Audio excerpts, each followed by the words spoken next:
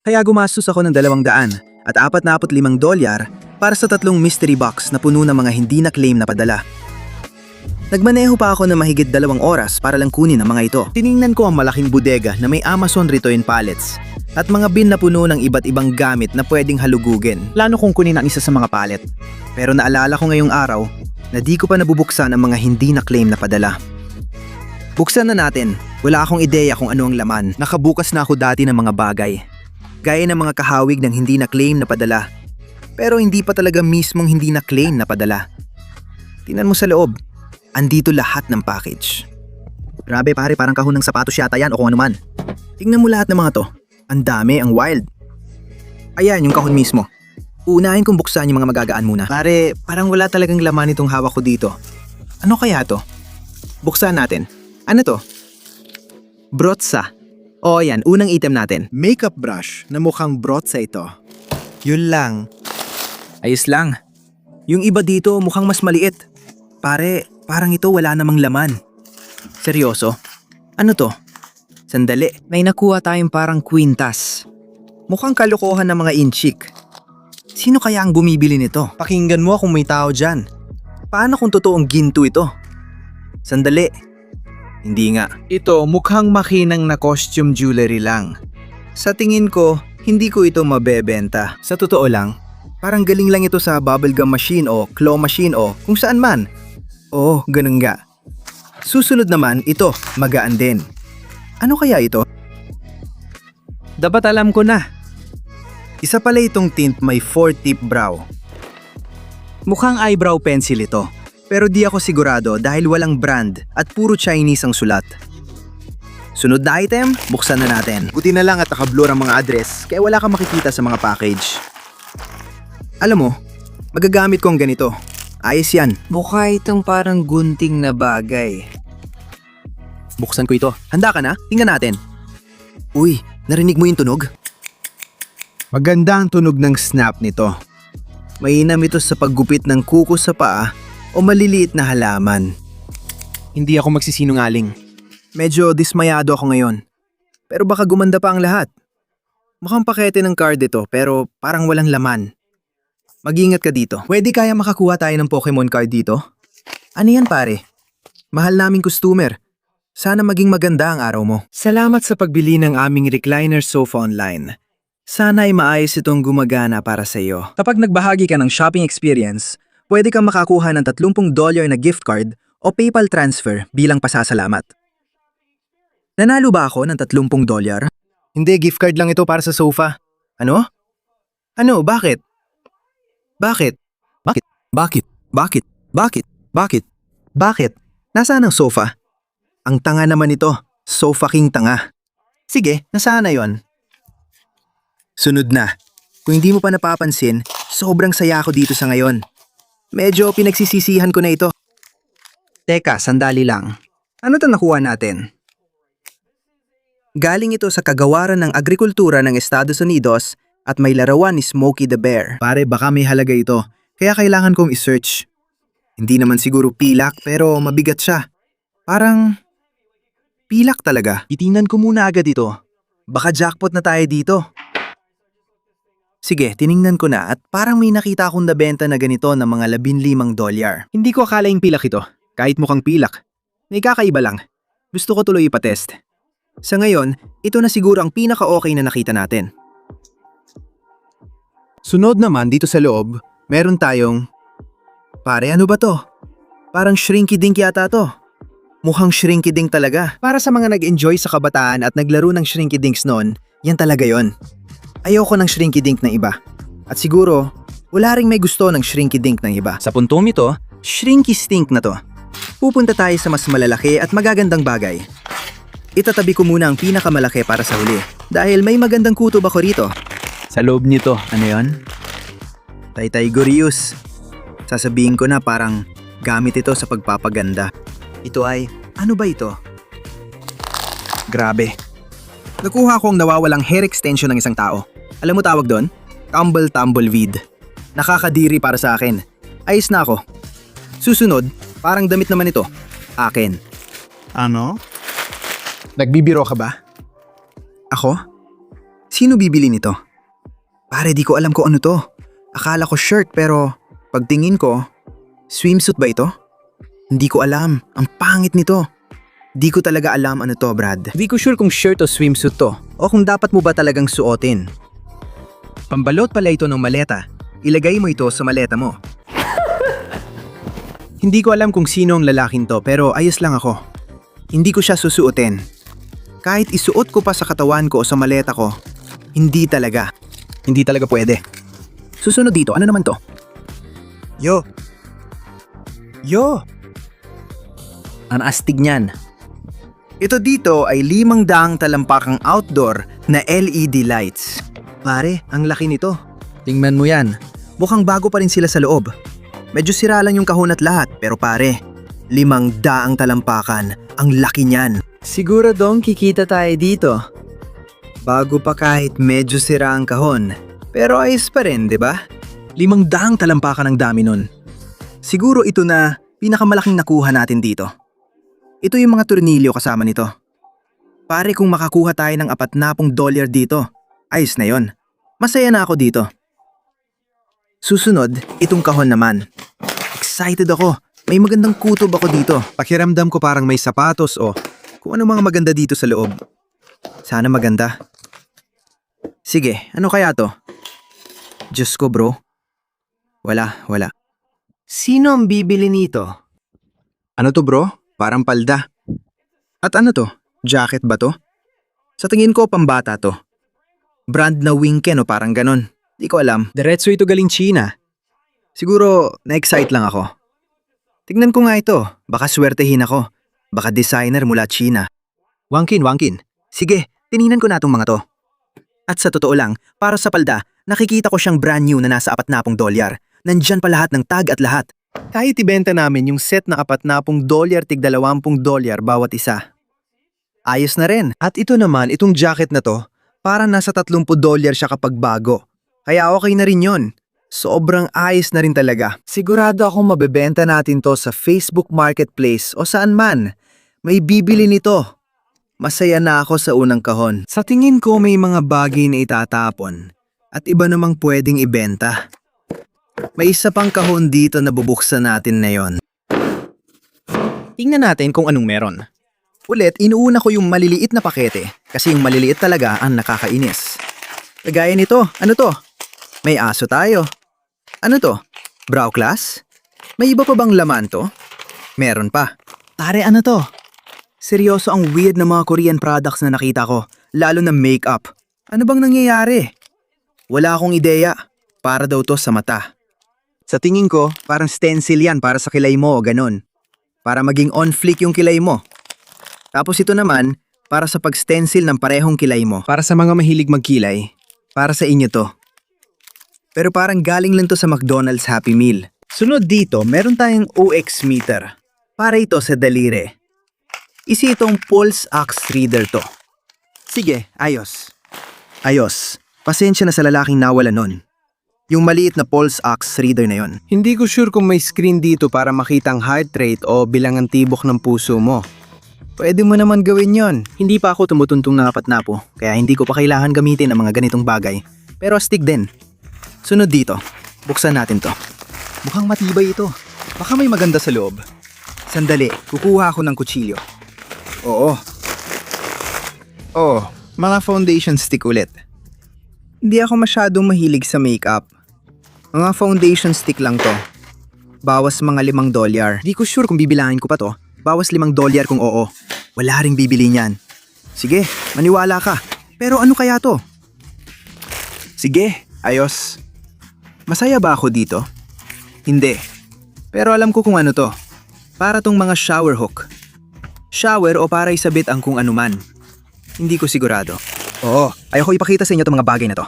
Ibig kong sabihin... Sunod, ito na naman. Medyo magaan siya. Isa itong shower cap, alam mo yon?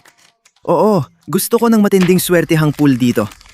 Sige, promising itong kahon na parang AP swatch box ang laki. Isipin mo kung makakuha tayo ng AP swatch dito. Sandali. Sige, mukhang may umorder nito nung 1,800 at 70 pa. Pero dito, meron tayong 3 LED handheld magnifier. Nakita sa TV yan. Sunod, ito naman. Mukhang promising talaga to. Mukhang galing ito sa Colombia o kung saan man. Ano to? Teka lang, sandali. Ang daming laman nito. Wow, hey, teka! Wow. Parang may nakita akong Wi-Fi router o kung ano man yon. Ano ba to? Ano yan? Grabe, ang wild nito. Sandali lang, wala akong ideya kung ano to dito. Kailangan ko pa itong i-research, pero ang daming laman na kasama dito. May docking station tayo, kung ano man tong bagay na to. Portable wireless router. Ang astig nun. Sobrang magiging useful nito sa Japan o kung saan man, di ba? Waterproof case. So ito yung mga waterproof case dito. Yan yung Wi-Fi router. Kailangan ko talagang i-research tong bagay na to. Oh, yo! May nagbebenta ng ganito sa eBay ng $100. Sige, hindi pa naman nabibenta yon o kung anuman, pero may nagpost ng isa ng $100. So ewan ko, baka yung mga nabenta na sa mga 70 o ganon. Ang astig nun. Kumpleto pa yung mga case at lahat ng kasama nito. Docking station. Ang ganda ng nahanap natin dyan. Parang yan na yung pinakamalaking nakuha natin sa lahat ng kahon na to. Ang laki niyan, tol. Sunod dito, parang damit lang to. Oh, damit nga. Anong damit kaya to? Sana may Louis Vuitton tayo o kung anuman. Ano to? Sige, maghanda ka na. Palit ng damit. 3, 2, 1. Wala akong ideya kung anong nakasulat sa likod dito. Pero kung maipapaliwanag ko kung ano ang pakiramdam suotin to, parang nakasuot ako ng marshmallow. Parang damit na gawa sa marshmallow ang suot ko ngayon. Mukhang suot ko pa rin ng shades. Narito na ang susunod na package. Ito, parang okay naman ang pakiramdam. Mabigat siya. Pakiramdam ko kapag mabigat, maganda. Meron pa tayo. Tara na. Meron pa tayong outdoor LEDs. Ito ay 200 talampakan. Mukhang bago pa ito sa kahon. Hindi ako sigurado. Kailangan ko sigurong buksan para tingnan. 200 talampakan na LED pare. Ang astig nito. Baka magamit ko pang ilan dito sa bahay ko. Ibig kong sabihin pare, naisip ko na agad yung ilaw nito tuwing Pasko at iba pang okasyon. Sinasabi ko lang. Mayroon na akong 700 talampakan ng LED. Sige, 700 huling. Kahon sa loob ng hindi na-claim na mailbox na ito. Sandali, mukhang kahon ito na may mas maraming unclaimed mail. Ano? Pare, hindi. Hindi. Para akong siniki ngayon. Pakiusap, magpadala ka ng kahit ano. Salamat, Debbie. Uy, Debbie. Debbie, ninakaw ko yon. Debbie. Ninakaw ko ang swag mo, Debbie. Yan lang masasabi ko. Sige, sabihin mo sa akin na hindi ako mukhang astig dito. At syempre, may isa pa tayong kahon dito. Madalas akong nadidismaya kapag nagbubukas ng unclaimed mail. Kahit na yun ko lang ito ginawa. Kapag nagbubukas ako ng mystery boxes, madalas akong madismaya. Pero yung unclaimed mail, mukhang okay. Parang may maganda talagang laman. Nakakahiya pa, nahuhulog ang mga gamit. Hindi naman lahat pangit, pero pakiramdam ko karamihan ay ganoon. Pero may magaganda ring bagay dito, alam mo yon? Tulad nito, ano kaya ito? May parang damit tayo dito. Sandali lang. Ano alam mo sa New York na t-shirt na yan? 77!